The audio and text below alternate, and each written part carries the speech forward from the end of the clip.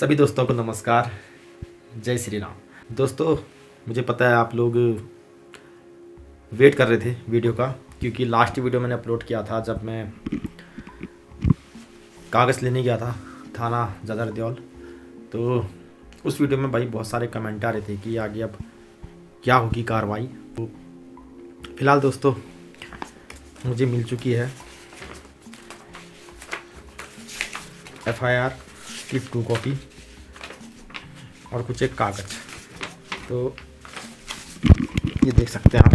अब मैं ऐसा है कि मैं क्लियर तो नहीं दिखा सकता हूँ आपको। तो ये है कि ये देखिए, यहाँ से इस तरीके से जो है कि मिल गया था भाई मुझे, ठीक है। तो ये तो अपना जो सामान है भाई मेन, जिसको मैं लेने के लिए गया था, वो मुझे प्राप्त हो गया है, कोई दिक्कत नहीं रही। और वहाँ भी सर लोगों ने पूछा कि ये जो FIR की 2 कॉपी है, इसको भाई आप अगर कहते तो हम जो है कि व्हाट्सअप भी कर देते। तो मैंने कहा सर कोई बात नहीं।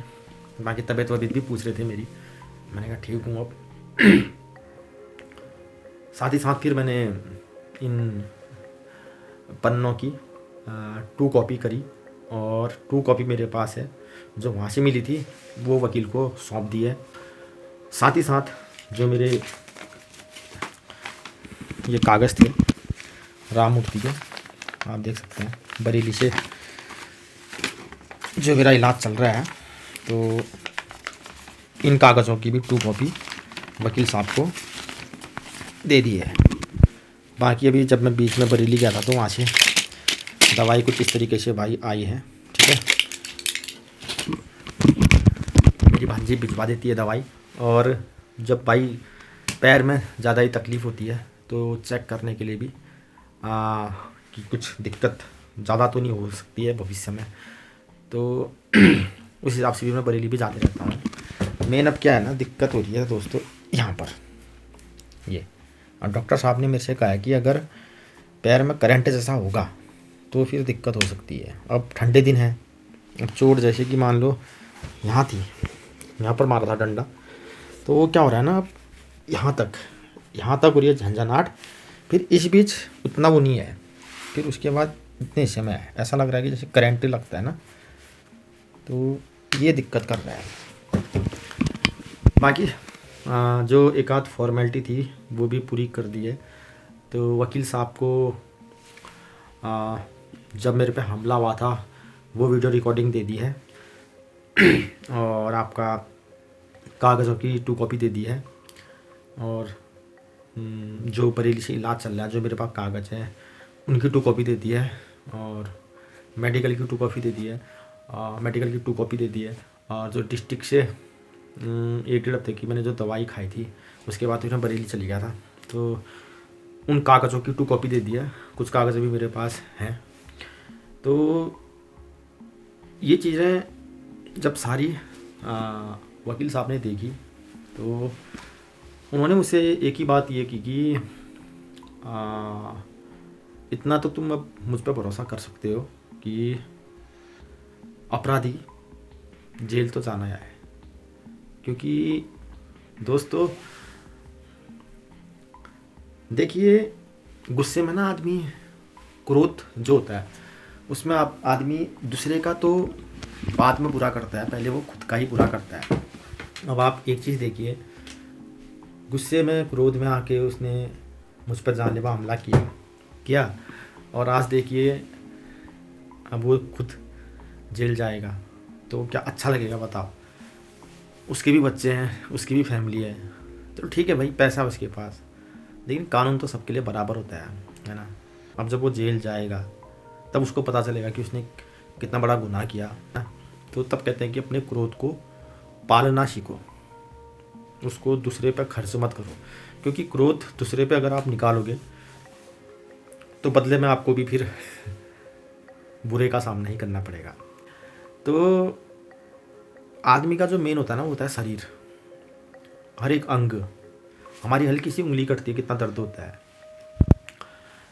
छाती में जो चोट थी, थंब में जो चोट थी, और एक इस उंगली में। ये फिर भी भाई मैं सोचता कि चलो ठीक है यार, दवाई खा के धीरे धीरे रिकवरी कर रहा हूँ।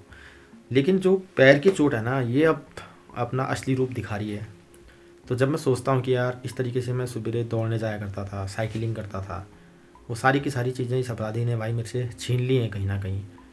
तो कहीं पर ऐसे मोड़ आते हैं ज़िंदगी में कि आप उस पैसे को भी नहीं पूछते हो, जो पैसा आपको वो पुराना शरीर, वो स्वस्थ शरीर दे ही नहीं सकता किसी भी कीमत में।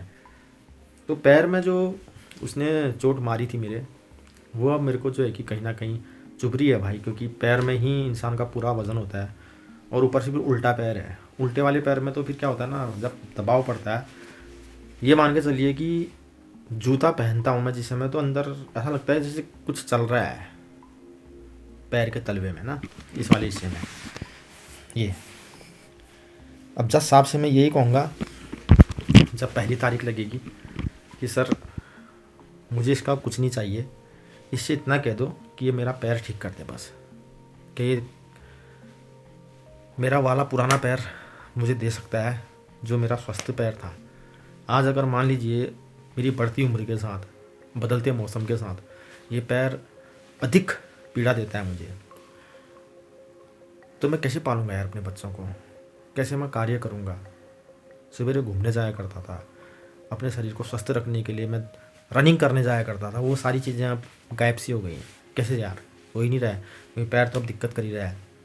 और अभी भी बड़े से बड़ा डॉक्टर अगर इस पैर का चेकअप करेगा ना, तो वो खुद कहेगा कि हाँ भाई दिक्कत है इस पैर में, है ना। तो बस दोस्तों ये कहना चाह रहा हूँ कि अब इस केस से जुड़ी हुई जो बातें होंगी आने वाले समय में काफ़ी होने वाली हैं। वो बातें क्या, अब ये मान के चलिए कि जो धाराएं लगी हैं भाई अपराधी के ऊपर, उसके हिसाब से मतलब 5 साल 6 साल नॉर्मली से अंदर जाएगा, मतलब क्लियर है। तो बाकी जो भी चीज़ें होंगी भाई आगे आने वाले समय में, वो आपके साथ शेयर करता रहूँगा। और समझ लीजिए कि केस की शुरुआत हो चुकी है, फाइल जज साहब तक पहुँच चुकी है। बस अब जैसे ही अपराधी को सूचना मिल जाती है तो फिर कोर्ट जाना है, फिर वहाँ जो भी होगा वो भी आपके सम्मुख में पेश करता रहूँगा। फ़िलहाल अब मैं जाऊँगा, जैसा कि मैंने आपको कहा था पहले वाली वीडियो में, कि धाम में जाने वाला हूँ मैं, बहुत बड़ा धाम है। मैं अभी नाम नहीं लूँगा उस धाम का, डायरेक्ट वीडियो में ही आपको दिखाऊँगा। बहुत बड़ा धाम है, आप भी दर्शन करिएगा। और वहाँ मैं जाकर यही कहूँगा, हे प्रभु अब बस फैसला तेरे हाथ में है ना। क्योंकि भाई अपराधी को जो सज़ा मिलनी है, एक तो कोर्ट से मिलनी है, दूसरा ऊपर वाले से। तो ठीक है दोस्तों, रखिए अपना ख्याल, मैं भी रख रहा हूँ। जय हिंद, जय श्री राम दोस्तों।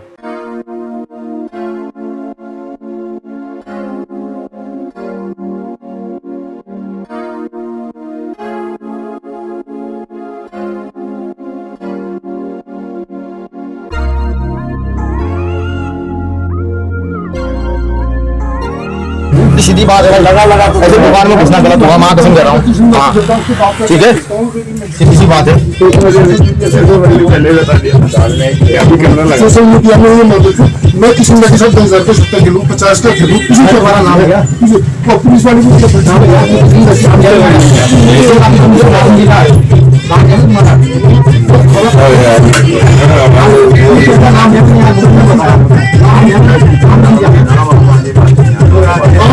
तो कहते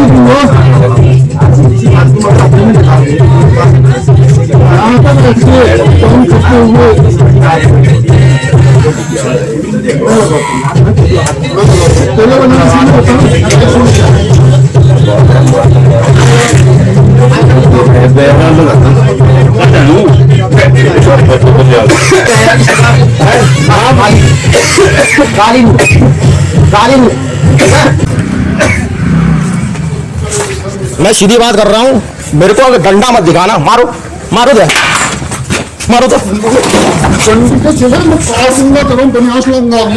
अच्छा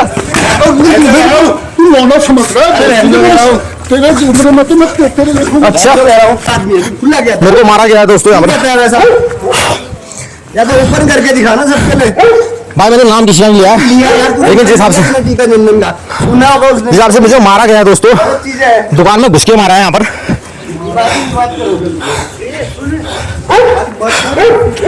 सही कर जाएगा वो, सही क्या कर जाएंगे, मार तो दिया ही है, इलाज करेंगे अब।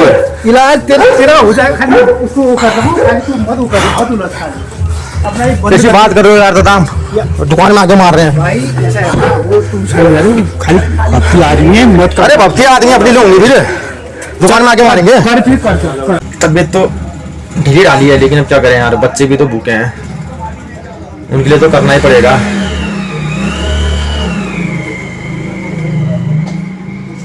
शरीर सही होता दुकान बंद करके लेबरी भी कर देता मैं, ऐसा कोई वो नहीं है। बच्चों को पालना है तो भाई अब ऐसा हो गया है, घर में बैठूं तो पैसा कहाँ से आए ना। 5-6 जनों का परिवार है भाई।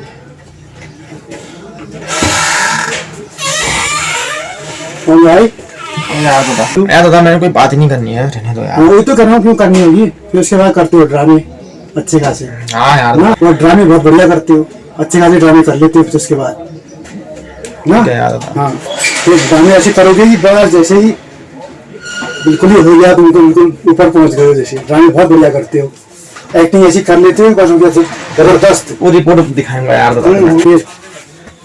ये तो छोड़ो यार अभी मुझे बात नहीं करो। हाँ बात ही मत करो। हाँ एक्टिंग बहुत बढ़िया कर लेते हो, जबरदस्त एक्टिंग ना। एक्टर तो लोग पहले से ठहरे, जबरदस्त एक्टर ठहरे, बात ही मत करो। अब उसमें उल्टी सीधी वीडियो मत डालना भाई, मैं पहले बता रहा हूँ, मैंने उसको बहुत मुश्किल से रोक रखा है, ये समझ लेना। अगर उल्टी सीधी वीडियो डाले तो फिर उसको रोकना मुश्किल हो जाएगा, क्योंकि मैंने जैसे रोक रखा है मैं जानता हूँ उसको, ठीक है नहीं। इस चीज को भी ध्यान में रखना, फिर वो तो ना आओ देखता है ना ताओ, इसी वजह। हाँ उल्टी सीधी वीडियो मत डालना कह रहा हूँ, जरा होश में भी रहना। तो उसको मैंने जैसे रोका है मैं जानता हूँ, इसलिए एक्टिंग कम करना और थोड़ा संभल के भी रहना। तुम्हारा इलाज कायदे से होगा भी, समझे नहीं। ऐसा वो करवाएंगे, तुम ये मत समझना, तो अपने को बहुत बड़ा नेता मत समझना। अगर तुम्हारा इलाज करने में आएंगे तो अच्छा खासा कर भी देंगे, फिर यहाँ पे से खदेड़ भी देंगे। इस गलत फहमी में मत रहना, ठीक है नहीं। हाँ तुरंत मैं करूंगा, फिर उसके बाद तुम्हें हाँ दादा वाली बात नहीं, वो बताना। अगर ज्यादा एक्टिंग करी फिर यहाँ से खदेड़ा जाएगा, सीधे तुरंत खदेड़ दिया जाएगा।